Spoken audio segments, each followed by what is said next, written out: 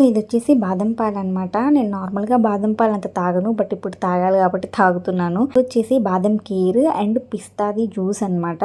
నేను నార్మల్గా బాదం పాలు తాగడమే ఎక్కువ, మళ్ళీ బాదం కీర్ అంట, అందులో మరీ డ్రై ఫ్రూట్స్ ఎక్కువ ఉంటాయి. సో నేను జీడిపప్పుగా మాత్రమే తింటాను. ఇట్లా కర్రీస్లో వేసినా జ్యూస్లో వేసినా ఎక్కువ తాగను అనమాట.